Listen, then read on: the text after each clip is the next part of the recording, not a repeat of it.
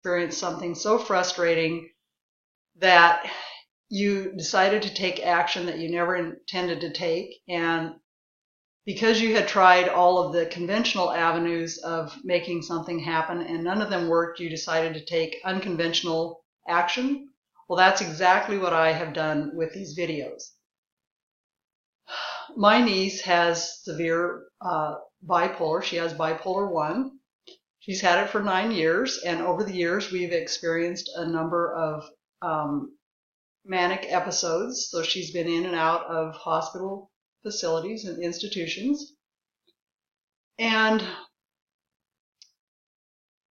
I want to be clear that she has had some really decent experiences. She's had some care. She's been provided care by the Harborview Medical Center in Seattle, and they do amazing work there. They've treated her with respect and dignity and in some very difficult situations, but they have done a great job. And every time that she has been released from their hospital, she comes out and she's stabilized. She was in their outpatient program for a number of years, and they did amazing work with her. They would meet with her. She had a counselor that she could meet with every week. She had a case manager that could meet with her once a week, and she had a psychiatrist that she could meet with monthly or more if necessary. And they were great to work with her. They helped her to get to a place that she could decide when she needed to be seen and how often and that kind of thing. And they were really great to work with her. She's also had some great experiences with the policemen and the firemen, men and women both. And some of the nicest people that she's met over the years have been policemen and firemen, because they find her in situations that are can be dangerous to herself or even to others, and they help to get her to a better place. And they've just been great, and I say thank you to you guys so much for the job that you do, because it shouldn't be your job to have to take care of our mentally ill. That is just ridiculous beyond belief to me, that we're relying on our policemen and our firemen to take care of our mentally ill.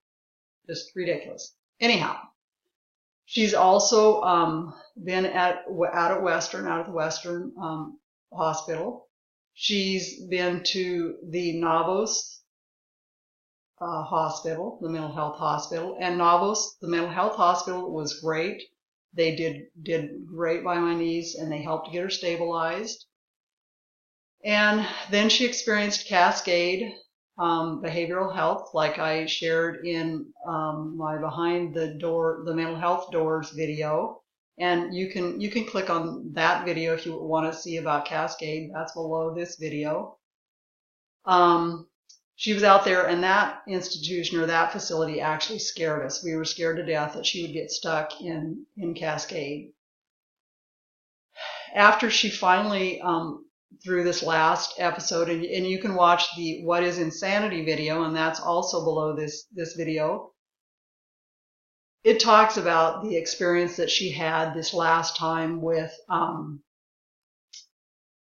she was in and out of hospitals because of our ridiculous mental health system. She was in and out of hospitals, and so you can watch that and learn more about kind of that whole episode.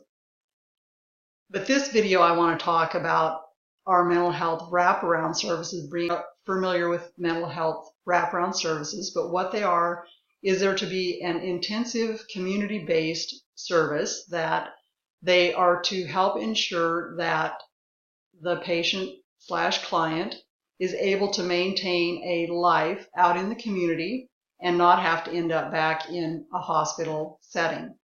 So we were thrilled when we found out that my niece was being placed in a few months ago. We were thrilled because that's what they said is that we're going to do what we can to help ensure that you not end up back in the hospital.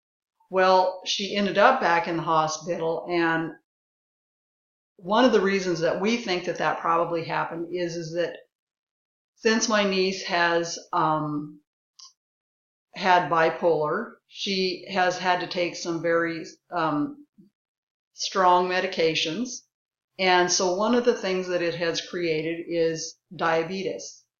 So now she is insulin dependent diabetic, and we had a police officer that shared with us and that when my niece was taken to the hospital, or when she ended up in the hospital,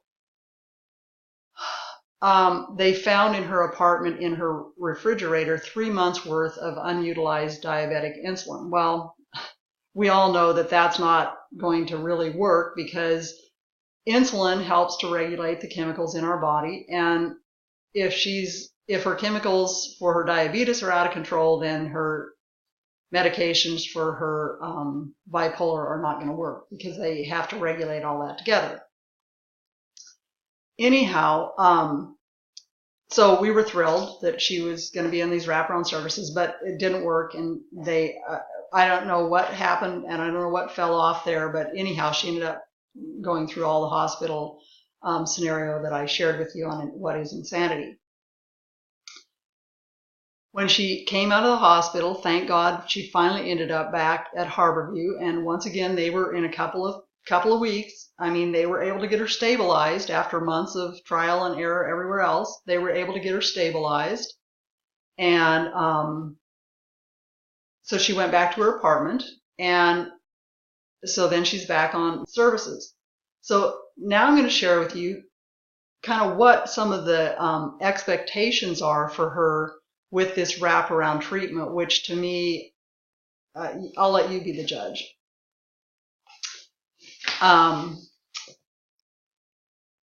When she first got out of the hospital, they had placed her on a daily medication delivery, which is a good thing, because everybody wanted to ensure that she was, getting her meds every day and taking them. And however, the only problem with that is that they would only give her a 4-hour window of when they'd be there, like from 11 in the morning until 3 in the afternoon. Well, and that was every day, right? We all know how frustrated we are if we call, say our furnace breaks down, and we call and say, we need to have our furnace or our air conditioner fixed. When can you be there? And if they give us even a 2-hour window, we're like, what? I got to sit here and wait for 2 hours, and you can't give me a more definite than that. Well, this happened every day for 4 hours and beyond, because sometimes the medication deliveries were late. I think that is an absolutely unreal expectation to have anyone have to sit and wait at their apartment for that long every day, just waiting for medication delivery. Okay. The crisis line also told my niece's mom that they had had a number of complaints regarding this. She's to have weekly visits with her case manager, and the only problem with that is that they'll schedule when they're going to be there, and my niece, now, to get to these appointments, she has to take anywhere from 2 to 4 buses, okay? Just to get to the appointment, because my niece doesn't have a car. And on top of that, she has to walk, it's probably a half to 3/4 of a mile from her apartment down to the bus stop, okay, just to get to the bus. And then she has to take anywhere from 2 to 4 buses, depending on what the schedule is and what she can catch, to get to her appointment.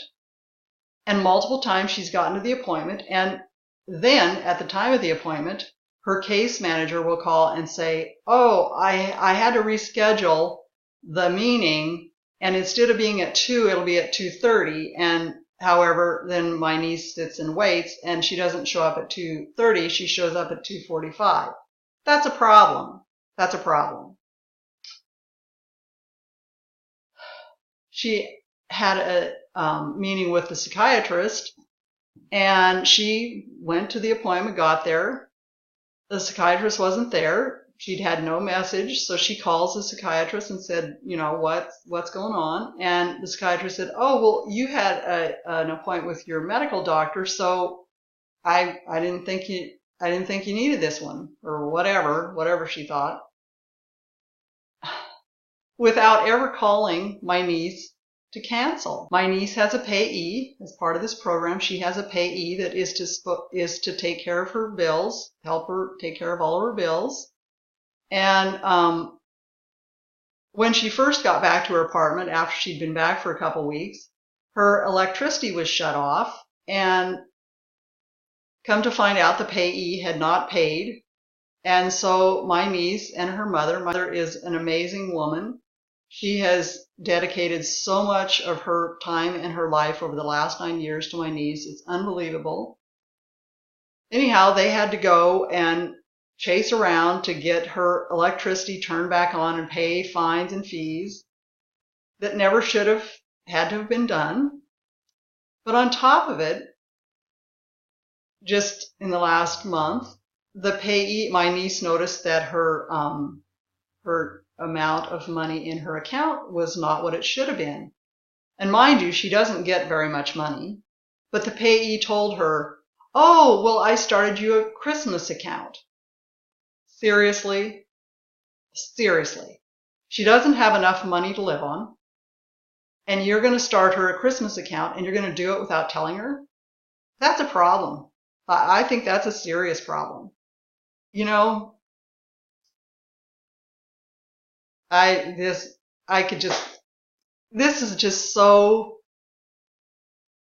ridiculous to me, all of this, that these are the kind of expectations, excuse me,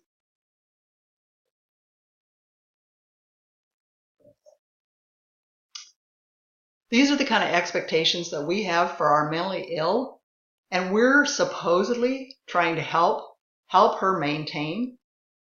Her resilience, my niece's resilience, is unbelievable. The way she has bounced back after her last insane episode with all of the in and out of hospitals at the hands of our mental health system, her resilience has just been amazing to me. And her biggest fear is that she not end up back in a state of mania. And she works hard to make sure that she not end up back in the hospital. I think we should be doing anything and everything we can to ensure that that doesn't happen. Not only because it's the right thing to do for her, it's the right thing to do for society. Why would we want to have her end up back in a hospital and have all those expenses on top of just what needs to happen? Can we really not do better? You know, we are the wealthiest, one of the wealthiest nations in the world, and this is the way we think we can treat our mentally ill, and we think it's okay to treat them this way. I just think this is just, I get so frustrated. I don't even know where to go with this stuff, but I have to share, because to me this is just, I pray, and you should pray, that this never happens to your family. But if you can do anything about any of this, you need to be doing it, and you need to be doing it now. Thank you for your time.